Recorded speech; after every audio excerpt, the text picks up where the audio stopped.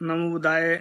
जमन अस्सलाम वालेकुम साथियों, वॉइस ऑफ मानवता टीवी चैनल पर आप सभी का स्वागत है। मैं मेघराज सिंह यूएसए। साथियों, वॉइस ऑफ मानवता पर हम उस आवाज़ को उठाते हैं, सच्ची आवाज़ को उठाते हैं, और वक्त बर वक्त हम उस बात को लेकर आते हैं जो आप सभी के लिए फ़ायदेमंद हो और दुश्मनों के लिए थोड़ी खतरनाक होती है। और दुश्मन हम मानते हैं जो देश के लिए गद्दारी करते हैं, देश के लोगों को गुमराह करते हैं, देश के लोगों को परेशान करते हैं, देश के लोगों को मारते हैं, काटते हैं। अभी आप सभी जानते हैं कि जो भारत में जो चीन का जो चल रहा है सारा सिस्टम, अभी लद्दाख के अंदर जो है 60 स्क्वायर किलोमीटर चीन की आर्मी भारत के अंदर आ चुकी है। अब देखते हैं आप कि ये जो भारत की जो मीडिया है, गोबर मीडिया, और ये भारत की जो खुफिया एजेंसियां है, निकम्मे एक नंबर के चोर जो लुटेरे बैठे हैं इसमें, ये निकम्मे लोग ये जो देखे होंगे आप लोगों ने कि इसमें जो बोलते हैं, इसमें जब 15 अगस्त होता है या 26 जनवरी होती है, उससे पहले बहुत मतलब इससे पहले बयानबाजी देना से स्टार्ट कर देते हैं। ये बोलते हैं कि 26 जनवरी को आतंकवादी हमला करेंगे, 15 तारीख को आतंकवादी हमला करेंगे, ऐसा बोलते हैं। ये इतने निकम्मे और निठल्ले मतलब बैठकर रोटी खा रहे हैं भारत की। इनको 60 स्क्वायर किलोमीटर चीन की आर्मी भारत के अंदर एंटर हो चुकी है। इनको ये नहीं पता लग रहा है कि भारत के लोग मतलब गुमराह करने में इतने लगे हुए शैतान लोग हैं, मतलब पूरे भारत को गुमराह करने में लगे हुए हैं, सबके सब जितने बैठे हैं।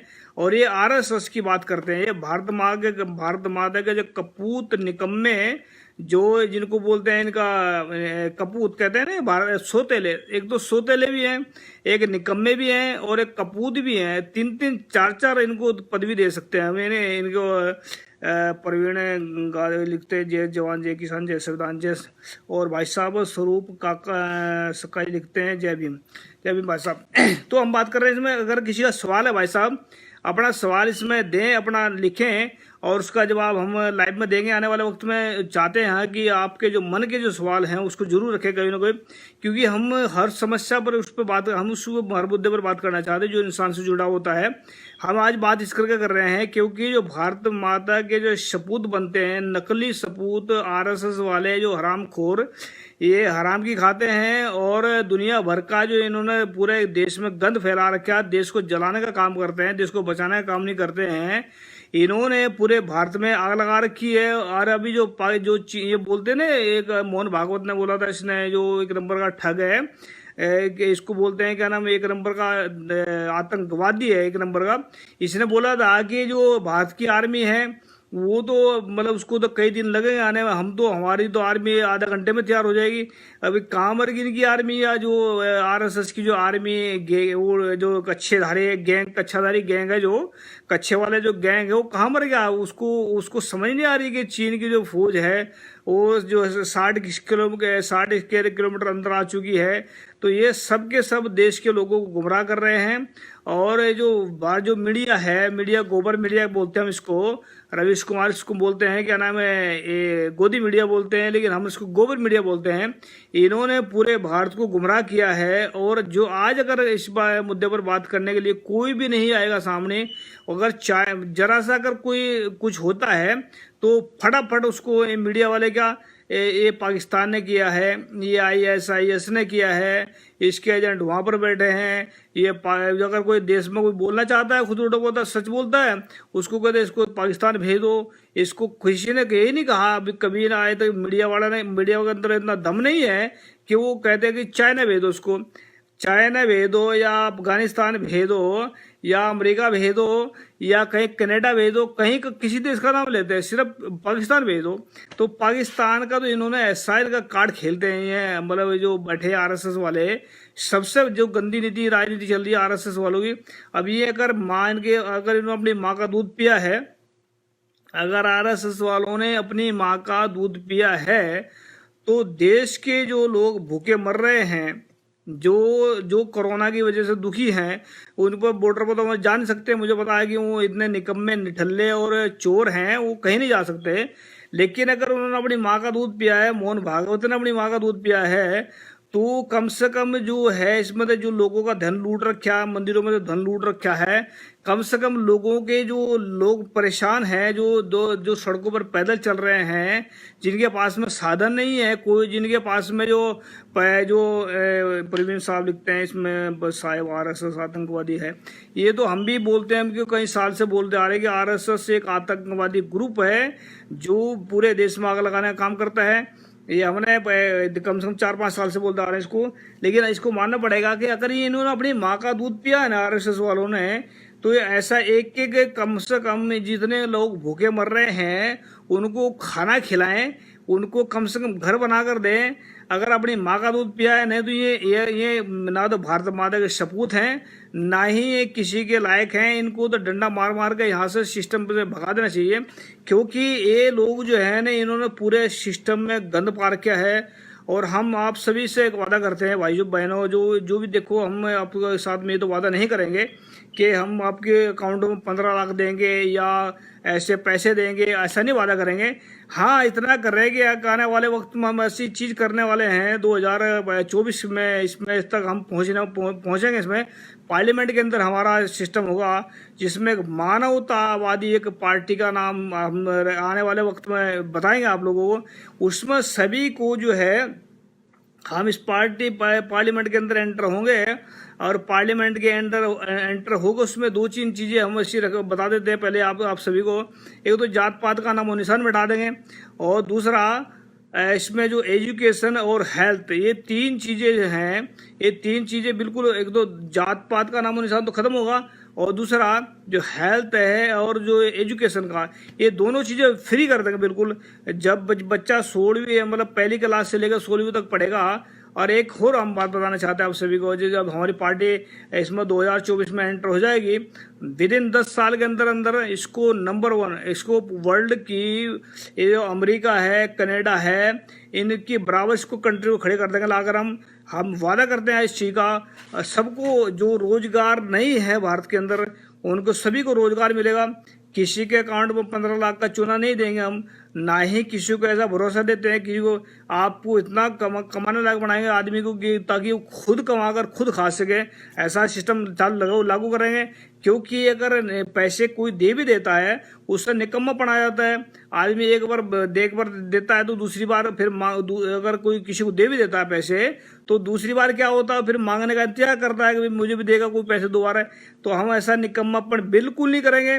जो मतलब ईवीएम, सबसे पहले जो ईवीएम का मसला छेड़ते हैं भाई साहब, ये ईवीएम बिल्कुल, ये ईवीएम के खिलाफ एक आंदोलन होगा, एक आंदोलन में इसका समाप्त कर देंगे ईवीएम को। इसके खिलाफ भी एक बहुत जल्दी एक आंदोलन करेंगे, लेकिन 2024 में ये मनुवादियों को ध्वस्त करना बहुत जरूरी है। जब तक मनुवादी भारत के अंदर ये सत्ता से बाहर नहीं होंगे, तब तक वहां पर शांति नहीं हो सकती। चाहे इसको 500 साल से लगे हुए हैं, देख लो गुजर रहा है। लेकिन हम उस पर वापस आते हैं उस बात पे कि भारत माँ के सपूत कहते हैं जिनको, ये कि भारत माता की जय और वंदे मातरम करते हैं। ये कहाँ मर गया आज, किसकी जय कर रहे हैं आज ये बैठे, और कहाँ पर जय कर रहे बैठे। तो इनको जो है, ये सब के सब एक नंबर के चोर आरएसएस वाले जितने भी हैं, मैं गालियां निकाल रहा हूँ, उनकी हकीकत बता रहा हूँ। ऐसे आप सोच रहे हो कि मैं गालियां निकाल रहा हूँ, उनको बिल्कुल नहीं निकाल रहा, ये उनकी हकीकत है। आप सभी जानते हैं, कोई उनके बारे में बोलता है, कोई नहीं बोलता, अभी इतना फर्क पड़ता है। लेकिन ये हकीकत है कि आज उनके कारण ही, इनकी बदमाशियों के कारण ही चीन जो है भारत के अंदर 60 किलोमीटर अंदर आ चुका है।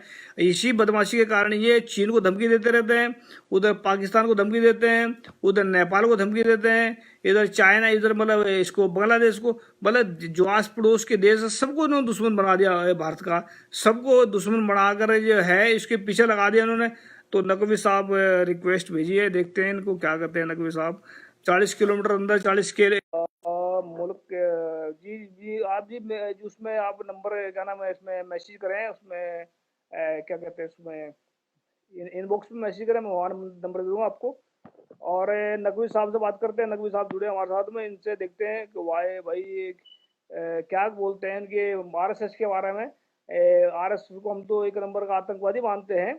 अब ये भारत माता के सपूत कहते हैं, मूर्ख सपूत हैं, अंदर से कपूत है। नकवी साहब, आपका स्वागत है वॉइस ऑफ मानवता टीवी पर। शुक्रिया। अस्सलाम वालेकुम, नमस्कार, सत श्री अकाल। वालेकुम सलाम। वाहे गुरु जी का खालसा, वाहे गुरु जी की फतेह। वाहेगुरु जी का खालसा वाहेगुरु। नकवी साहब, बात कर रहे हैं हम आज कि आरएसएस से जो अपना आपको भारत का सपूत में उसको कपूत का नंबर दिया और एक सोतेला कपूर बताया है, सोतेला कपूत। हम्म, तो इसमें जो है, हम्म। इसमें वो आवाज नहीं आ रही कि उनको वैसे बोल रहे हैं, तो इसमें मेरी क्या आवाज कहना नहीं चाहते मिल हैं? रही आप लोगों को? हाँ, अभी आवाज आ रही है क्या बताना भाई साहब, अभी आवाज चल रही है पूरी, इसके बारे में बताना लिख के। परवीन जी, इसके बारे में बताना, आवाज हमारी आ रही है कि नहीं आ रही है? शेयर करें भाई, जब शेयर करते हैं तो थोड़ा खुशी होती है कि हाँ, हमारी आवाज लोगों तक जा रही है, लोग जागृत हो रहे हैं। कुछ लोग परवीन जी, ऐसे आवाज होते आ रही है हैं, क्या सुन हमारी, बताना जरा। लिखिए, जवाब में दीजिए कि आवाज मिल रही है आप लोगों को या नहीं आवाज मिल रही है। कमेंट कीजिए भाई। कोई कोई कमेंट कर नहीं रहा, कोई सभी भाई साहब इन मतलब, चलो नकवी साहब का बात कर लेते हैं।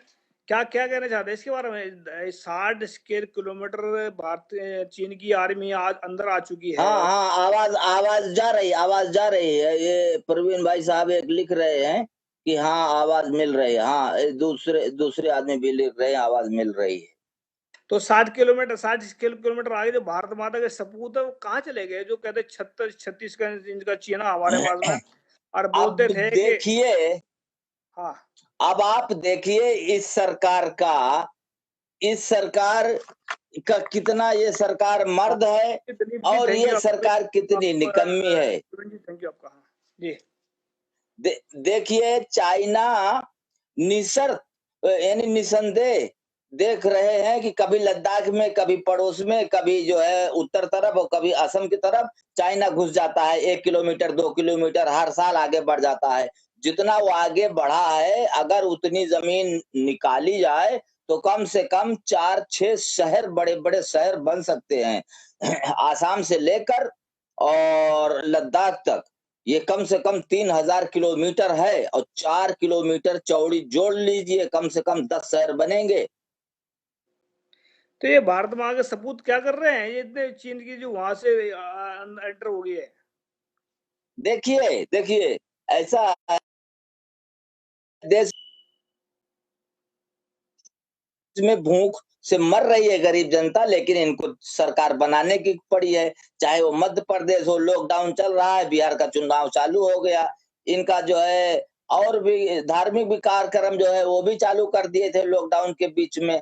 तो इनको वो चाइना की थोड़ी पड़ी, अरे वो ले जाएगा 10 शहर नहीं 20 शहर ले जाएगा। इनको कौन अपनी पड़ी है भाई, समझ रहे हैं कि नहीं? इनको अपनी कहाँ पड़ी, अपनी पड़ी होती तो 1 मीटर आगे नहीं बढ़ने देते।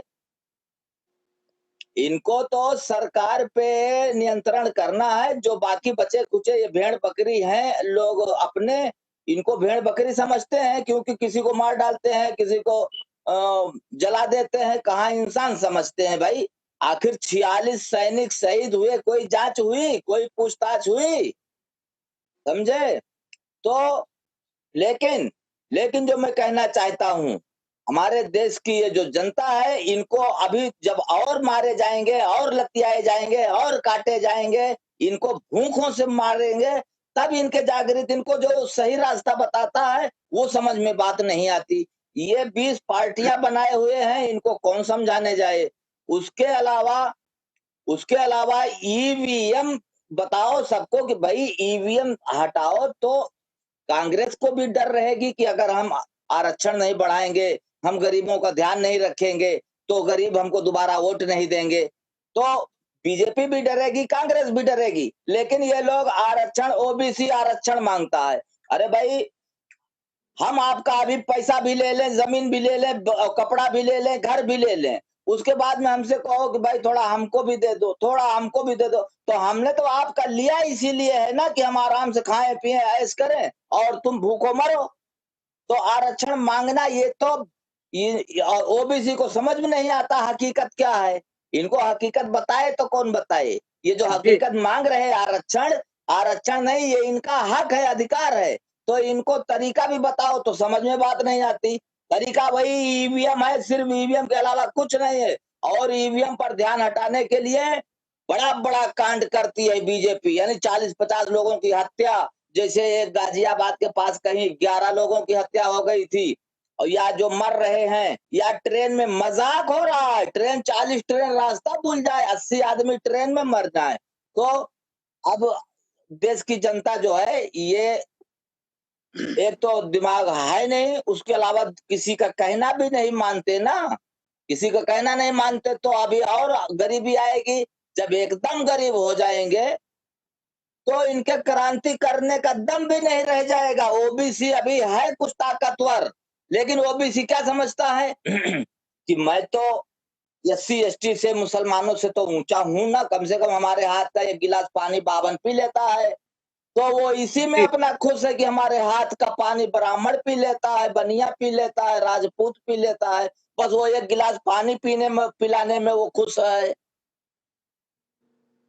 तो वो तो कभी पिलाते क्या नहीं उनको समझे? पानी, उनके घर को उनके हाथ का पानी पी लेते हैं, लेकिन उनको पिलाते नहीं है। अरे भाई, जब डीएनए तुम्हारा उनसे नहीं मिलता है और जिससे मिलता है तो उसको तुम वैल्यू नहीं देते, और जिससे नहीं मिलता तुम उसकी वैल्यू करते हो। एक बात रह गई। दूसरी बात, अगर अपने देश में न्याय व्यवस्था है, कानून व्यवस्था सही होगा जैसे अभी अमेरिका का है, तो यही ईवीएम है, इसके अलावा दूसरा रास्ता नहीं है, ताकि ना नरसंहार हो, ना गृह युद्ध हो। भाई हम देखिए, देश के लिए शांति चाहते हैं, और इसके अलावा हम कुछ नहीं चाहते हैं। हमारे पास धर्म वर्म का वो सब मसला नहीं, हम धर्म के विवाद में नहीं पड़ना चाहते। लेकिन अभी जो बात कहने वाला हूँ, हिंदू धर्म है ही नहीं। कोई भारत धर्म है, कोई पाकिस्तान धर्म है, कोई कोई देश का नाम रखा जाए तो उस देश का नाम धर्म थोड़ी हो गया। लेकिन हमारे देश की जनता नहीं समझती भाई। जो जो आदमी मूर्ख बनाने वाला है वो तो मूर्ख बनाएगा, जादू दिखाने वाला जादू दिखाएगा ही। लेकिन जो देखने वाला है वो तो गधा है। अरे अरे हिंदू क्या है? हिंदू कोई धर्म नहीं है। नकवी साहब, आप दूसरे तरफ क्यों जाते हैं? मैंने पूछा कि जो भारत माँ के सपूत है, जो कपूत है आरएसएस वाले, वो कहते थे कि आर्मी तो वहां से इतने आधा घंटे में, मतलब 4 घंटे में उसको एकदम पहुंचने लगी। हमारे तो आर्मी के आदमी 2 घंटे पहुंचेंगे, ऐसा बोला था हराम खोर अच्छा, ने। अच्छा, ठीक है, मैं इसी पे बोलता हूँ। ये हाँ, जितने श्रोता हैं, कम से कम 100 श्रोता हो गए हैं।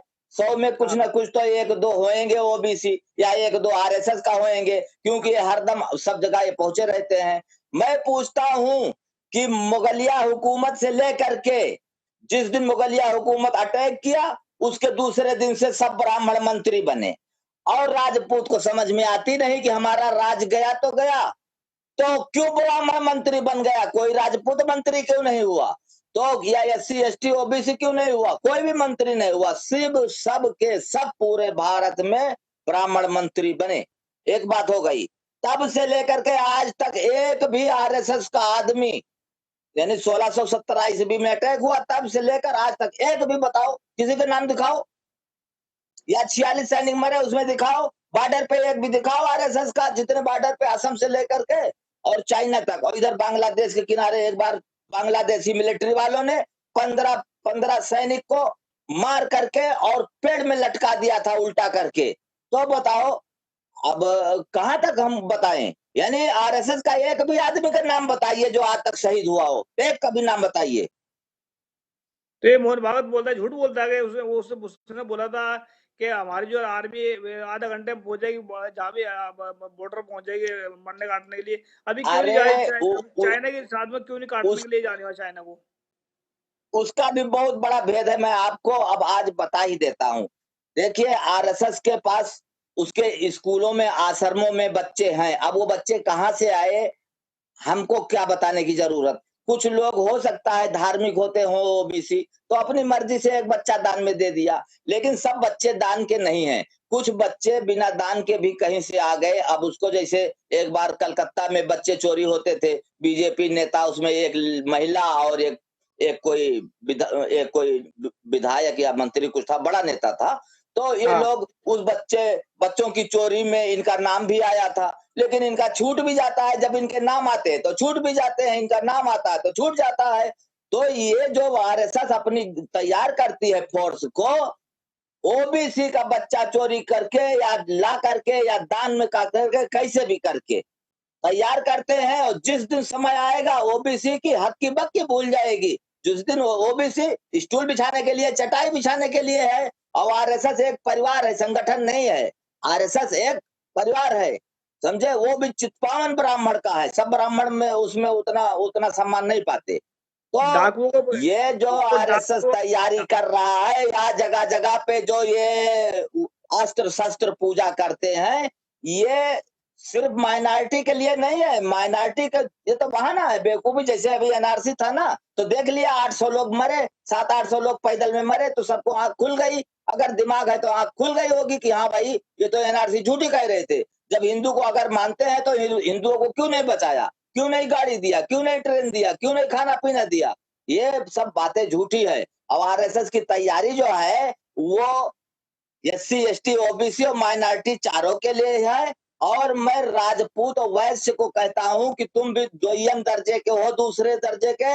और लास्ट में जब आखिरी में अंत में आएगा, जैसे आजकल इन्होंने शासन मजबूत कर रखा है, तो राजपूत और वैश्य का भी वही हाल होगा जो राजपूतों का हाल पृथ्वीराज सिंह चौहान जब शासक थे तब हुआ था। और आधे राजपूत को मुस्लिम होना पड़ा मजबूरी में, और अभी इनका इनका वही हश्र होगा लास्ट में। जो ये भूल में है कि हम सवर्ण है, नहीं हो, कुछ नहीं हो, सिर्फ आरएसएस जो है वो है। और ब्राह्मणों में भी आरएसएस ऊपर रहेगा, बाकी ब्राह्मणों को महापात्रा गोसाई इनको सबको नीचे रखेगा, समझे। और नहीं, पूछो, इसमें सवाल कोई इसमें पूछो। इसमें ब्राह्मणों के ये तो जो आर जो जो सबसे ज्यादा गुलाम तो राजपूत और ये क्या नाम है, वैश्य हैं ब्राह्मणों के। अक्सर ये जो शूद्र हैं, शूद्र तो है, गुलाम है, लेकिन वो गुलाम में से बाहर निकले हुए हैं, थोड़ा बहुत इधर उधर। लेकिन जो सबसे ज्यादा गुलाम है ये क्षत्रिय और वैश्य ही है ब्राह्मण के। और ब्राह्मण भी खुद गुलाम है उसका, मनुस्मृति का। इतना उसको उसको कौन अगर छुड़ाएगा? सच पूछो, अगर हाँ, वास्तविकता में देखिए, तो आप जो आदमी रास्ता भटका हो या जिसकी नीयत सही ना हो, उसका साथ ना दो तो वो खुद ऑटोमेटिक कमजोर पड़ जाता है। तो राजपूत सशक्त है, हम जानते हैं, राजपूत सशक्त है और सक्षम है। लेकिन राजपूत को यह ध्यान देना चाहिए कि आखिर पृथ्वीराज सिंह चौहान के ऊपर जब अटैक किया महमूद गजनबी, तो सबके सब ब्राह्मण मंत्री हुए। तो इनको कम से कम एक बार या तो पुराना इतिहास देख लो, या तो आपकी नीयत देख लो, जो चल रही है नीयत आरएसएस की। भाई, आप शेर को खिला पिला के ट्रेनिंग दोगे तो शेर एक ना एक दिन आपको पंजा मार सकता है। तो जो शक्ति इनके पास है, ये राजपूत की और वैश्य की मिला करके है। और भी थोड़ा से उस शक्ति को ज्यादा बढ़ाने में मदद कर देता है ओबीसी। तो इन लोगों को आज सिखा रहे हैं, आज उनकी मदद कर रहे हैं। एक ना एक दिन इनके लिए भी घातक होगा, सिर्फ माइनॉरिटी नहीं। अरे भाई, माइनॉरिटी 20 करोड़ है, कितना मारोगे? 1 करोड़, 2 करोड़, 10 करोड़? जब 20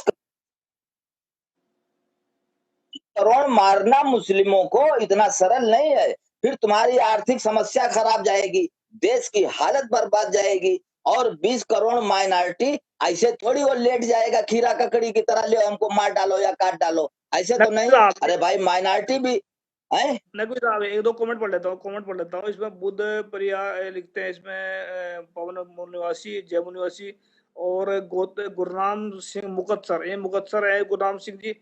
इन्होंने बहुत सारी किताबें लिखी हैं, और ये लिखते हैं जय भीम मेघवाल। मेघराज सिंह है वैसे मेरा नाम, और मुकत्सर से हैं। इन्होंने किताब लिखी बहुत अच्छी अच्छी, और इसमें भारतीय लोग नीच क्यों बने, उसमें मैं पंजाबी लिखी किताब पढ़ी, बहुत एक मतलब बहुत सारा कटाक्ष कर एक रखा है एक ब्राह्मण के शांति का ऊपर में। पैगाम और देना सत्य है। चाहता हूँ कि मैं हाँ, जी जी। पैदा हुआ तो उसका नमक अदा करना चाहिए। शिक्षा ये लोग नियंत्रित कर रहे हैं, शिक्षा को बढ़ाना चाहिए, शिक्षा बढ़ाओ। और ज्यादा से ज्यादा लोगों को टेक्नोलॉजी, मास्टर, इंजीनियर, डॉक्टर तैयार करो।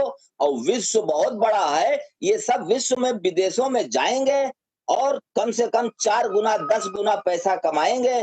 और भारत की स्थिति मजबूत होगी, टेक्नोलॉजी होगी, सबको सुख शांति मिलेगी। लेकिन इनको कौन समझाए? इन लोगों के तो समझ में नहीं आती, वही गाय गोबर, गाय गोबर, गाय गोबर, अरे नहीं, उनके बस समझे। का काम नहीं है। 2024 के बाद में हम करेंगे ना इसको। 2024 के बाद में हम शिक्षा फ्री करेंगे और हेल्थ फ्री करेंगे। अरे आप और 2024 क्यों कहते हैं? आज की आज सुनो, काल करंते आज कर, आज करंते अब, पल में परलय होएगी, बहुरी करेगो कब। यानी जो काम कल करना आज करो, जो आज करना आप करो। ईवीएम के खिलाफ आंदोलन करो, और नहीं तो ये अरे भविष्य में आने वाले समय में, रुको 1 सेकंड में, 1 मिनट बहुत जल्दी बता दूंगा, 1 मिनट से ज्यादा नहीं लूंगा, 1 सेकंड भी ज्यादा नहीं लूंगा। अभी ये इलेक्शन के करीब जब आएगा समय, तो ये चुन चुन के जो बोलने वाले हैं उनको जेल में डालेंगे, और अधिकांश को जो है, जो ऐसे गोबर गणेश हैं, उनको ले जाके डिटेंशन में डालेंगे। और ये दूसरा चुनाव जीतने के लिए ये बहुत कोशिश कर रहे हैं, क्योंकि 2 बार कांग्रेस ने खुल्लम खुल्ला चोरी किया, और उसके बाद में इन्होंने जब मुकदमा लड़ा, दरखास्त दिया, तो इन्होंने भी 2 बार चोरी करने का समझौता कर लिया।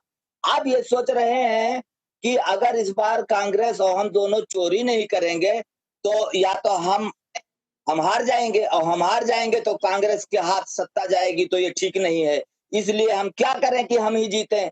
तो इन्होंने डिटेंशन का भी ऑप्शन रखा है, और जो है पकड़ पकड़ के, जैसे यादव ओबीसी में जो है यादव या कुर्मी और मौर्य, तो ये थोड़ा सक्षम है। तो इन लोगों को पकड़ पकड़ कुछ को इनकाउंटर करेंगे, कुछ को जेल में डाल देंगे, और माइनॉरिटी को डिटेंशन में डालेंगे। लेकिन इस बार इनका 100% जीतने का प्लान है। तो जब जीत जाएंगे तो आप कह रहे हो कि 2024, अरे 2024 ये तो भूल है, ये इंसान की भूल है जो सोचता है इम्तिहान आएगा तब हम तैयारी कर लेंगे 3 दिन में पढ़ करके। तो खाक करोगे तो फेल होना है। ज्यादा से ज्यादा बहुत पढ़ने में तेज हो तो सेकंड आ जाओगे, और नहीं तो थर्ड, और ज्यादा से ज्यादा हमें उम्मीद है कि आप फेल हो जाओगे। क्योंकि जो आदमी इम्तिहान के निकट तैयारी करने की सोचता है, और बाकी गुल्ली डंडा खेलता है, गेंद खेलता है, माँ का कहना नहीं मानता, तो वो लोग फेल होते हैं। जो कल करना वो आज करो, ईवीएम का विरोध करो, आंदोलन करो, यही रास्ता है भैया। नहीं, आपको क्या लग रहा है हम कुछ करने रहे? हमने 2024 की बात कर रहा हूँ, इसको पार्लियामेंट से बाहर फेंकना पूरी बात को निकाल कर वहां से, ये बात कर रहा हूँ मैं भाई। 2024 भाई में अलग ओबीसी, से ओबीसी की मैं ओबीसी की ही निंदा करूंगा। ओबीसी अगर जागृत हो जाए तो ये शासक नहीं बल्कि देश का मालिक बनेगा, मालिक, और हर बार ओबीसी की सरकार बनेगी। जो आज ये मांग रहा है दूसरे से कि हमको भी दे दो थोड़ा खाने के लिए, अरे क्यों मांग रहा है? ये सरकार असंवैधानिक है भाई। ईवीएम से चोरी करके आई कि नहीं, सब लोग जानते हैं कि नहीं, पकड़ी गई कि नहीं, 20 लाख ईवीएम गायब हुई कि नहीं। तो जब सब जानते हो कि ये हमारी जमीन भी ले लिया है, और इनके एक एक घर में 3-3, 4-4, 5-5,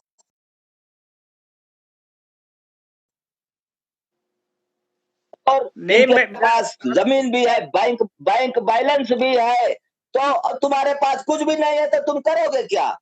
तो तुमको ईवीएम के खिलाफ आंदोलन करना चाहिए। ओबीसी को क्यों आरक्षण मांगते हो भाई? उसके पास पैसा है, उसके पास बैंक है, उसके पास 2-4 घर है, 10-20 घर है, 2-4 गाड़ी है, सब तो है उसके पास।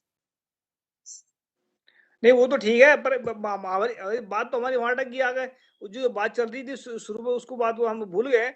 उसमें ये 40, मैं कह रहा जी 60 स्क्वायर किलोमीटर जो आर्मी आई है चाइना की, अंदर आगे एंटर होगी है, उसको क्यों अंदर एंटर हुई है इसकी चाइना की, जबकि हमारे अपने आप को भारत माता के सपूत अरे कहने वाले, मैं तो वो कह कहाँ चले दिया गए? कि चाइना 4 किलोमीटर नहीं, अगर चाइना 40 किलोमीटर भी ले लेगा, इनको कौन सी चिंता है 20 करोड़ रुपया? तो आपको दान करने में खूब अच्छा लगता है ना। तो इनको बढ़िया बनी बनाई सरकार मिल गई। कांग्रेस ने जो कुछ मेहनत किया या नहीं किया, कांग्रेस का हम सपोर्टर आपकी नहीं है, आवाज नहीं क्योंकि आ रही जो नकवी आदमी साहब, मैं जोड़ देता चोरी हूँ, करे किसी को भी या जोड़ता हूँ साथ में, एक मिनट जरा। को मेरी आवाज नहीं जा रही है? साथियों, हम बात कर रहे थे इसमें, नकवी साहब आवाज थोड़ी कट रही है आपकी। हेलो, नहीं जी आ जाएगी, क्योंकि शैतान लोग शरारत करते हैं ना। अगर आ जाएगी तो बताओ, नहीं किसी को जोड़िए, किसी को जोड़िए। मैं ये शैतान कह रहा, लोग आवाज आ रही शैतान है कि लोगों ने नहीं? हमारा एक अकाउंट शैतान लोगों ने हमारा एक अकाउंट बंद कर दिया है, दूसरा चला रहा है, ये भी बंद कर देंगे, मुझे लग रहा है ऐसा करेंगे। लेकिन हम अभी अच्छा आवाज अच्छा, आ रही है, अब बोलिए। आप दूसरे को जोड़िए, हमको सिर्फ आधा मिनट दीजिए, दूसरे को जोड़िए। देखिए, जी इनको बिल्कुल चिंता जी नहीं जी। है। इनको सिर्फ शासन करने के लिए अगर आधा भारत मिले तो भी बहुत है, क्योंकि इनके पास ऐसा देश नहीं है विश्व में कहीं कि जहां पे आरएसएस का वर्चस्व इतिहास हो। में अब एक जब दो मिल मिनट गया हमारे है पास ऐसा है, देश और हम बना आपसे बनाया, सलाम का राइट अंकल जी लिखते हैं और उसमें विक्रम लिखा है, विक्रम जी लिखते हैं देश जरूरी है। ये लोग देशभक्ति का ढोंग करते हैं, बिल्कुल देशभक्ति का ढोंग रचा रहे हैं। बिल्कुल सही बात आपकी। नकवी साहब इसमें जो है ना, चलो अभी मेरे से शायद डिस्कस इसके भारत के लोगों को इसके जो मनवाद के चुंगल से कैसे निकाल सकते हैं बाहर? भारत को किसके चंगुल से? साथियों इनकी आवाज नहीं आ पा रही शायद। जी, मनवाद के चुंगल से। आरएसएस के चुंगल से या जो चाइना के मनवाद का जो चुंगल से? हाँ हाँ हाँ, आरएसएस के चुंगल से। आरएसएस भी तो मनवाद का ही बाप है। आरएसएस के चुंगल से निकालना और है तो सिर्फ ईवीएम के विरोध में आवाज सब उठाओ, ताकि अब कुछ आवाज उठ चुकी है और कुछ लोग उसमें जुड़ जाओगे तो सही है। क्योंकि पार्टियां जितने भारत में पार्टी है उसको एक कर नहीं सकते, और सब आदमी अलग अलग अपना झंडा अपना डंडा चाहता, अपनी पार्टी चाहता है, तो वो तो नहीं हो पाएगा। जो हो पाना है वो करो। तो ईवीएम के विरोध में आंदोलन करोगे तो सब एक हो जाओगे, उसके बाद में सब पार्टी अपना लड़ो, बीजेपी जीते या कांग्रेस जीते या जो भी जीते, तो जब मिली जुली सरकार होगी तो कुछ आधी पार्टियों को कांग्रेस अपनी तरफ मिलाएगी, आधी को बीजेपी अपनी तरफ मिलाएगी। तो जो भी पार्टी की सरकार बनेगी उसको हमेशा डर रहेगा और वो जनता के लिए सुखदायी होगी। लेकिन ईवीएम के विरोध होना चाहिए, यही एक अच्छा हल है, सबसे अच्छा हल है, दूसरा हल नहीं है। किसी पार्टी को आप चाहो कि विलय करा लो तो होता नहीं, बस यही यही एक है। और बाकी ये सरकार अगर जी, आधा भारत भी लूट जाए, आधा भारत जल जाए तो क्या मुश्किल पड़ता है, समझे? इनकी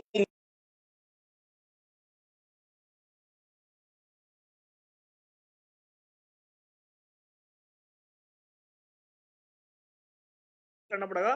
तो मैं आपने जो बोला जो मैं भी है, कट थैंक यू कर रहा आपका। हूं, मैं कट कर रहा तो हूं। मैं हम जी जी कट दूसरे कर को दीजिए। जोड़ो, दूसरे को जोड़ो, दूसरे को जोड़ो, दूसरे को जोड़ो। जी कट कर दीजिए आप कट कर दीजिए। जो भी चल रहा है सारा कुछ में जो है आरएसएस का जो खेल चल रहा है। आप जो बोलते हैं अपने आपको भारत माता के सपूत बोलते हैं, ये एक नंबर के कपूत हैं। और ये निठल्ले और निकम्मे जो रोटी खा रहे हैं सिर्फ हरामखोरी की, ये कुछ नहीं इनके बल्ले में है। तो मैं इसमें जोड़ देता हूँ इनको साहब। इनका शायद मेरे फ्रेंड नहीं है, शायद इसमें नहीं जुड़ पाएंगे। जो जो भी है आरएसएस से सावधान रहे, एक नंबर के जो आतंकवादी। और दूसरे मोहन भागवत ये सबका बाप है, या एक नंबर का आतंकवादी। इन्होंने जो काम किया है अब सभी के सामने है कि बोलते कि हम भारत माता के सपूत हैं, भारत वंदे मातरम। ये कहाँ कहाँ छुप के बैठे लोग, कब निकलेंगे बाहर? इन्होंने इन्होंने भारत के लोगों को इतना गुमराह कर दिया है, मीडिया के राय जैसे भी है। तो इसमें क्या है कि आप सभी जानते हैं कि ईवीएम जो है, इसमें ईवीएम का सबसे बड़ा जो रोल है इनको मनवादियों को सत्ता में रखने का, ये है। तो इसको ईवीएम को सबसे पहले ईवीएम को उखाड़ के फेंकेंगे, फिर मनवाद को उखाड़ के फेंकेंगे। और 2024 में हमारा जो अंदर, ये 2024 नकवी साहब फिर दोबारा फिर रिक्वेस्ट भेज रहे हैं। मैं दोबारा कर लेता हूँ उनको। मैं समाप्ति की तरफ जा रहे हैं नकवी साहब, क्या कहना चाहते हैं लास्ट में? बुद्ध प्रवीण क्या इनका नाम पवन पासवान मूल निवासी लिखते हैं इस ब्राह्मण तंत्र को ईवीएम से स्थापित किया। बिल्कुल सही बात आपकी, गलत बात नहीं है। इसको हम अगर ब्राह्मण तंत्र तंत्र ईवीएम से समाप्त किया है, मतलब स्थापित किया है, तो हम ईवीएम को ही समाप्त करेंगे, ताकि खत्म करेंगे।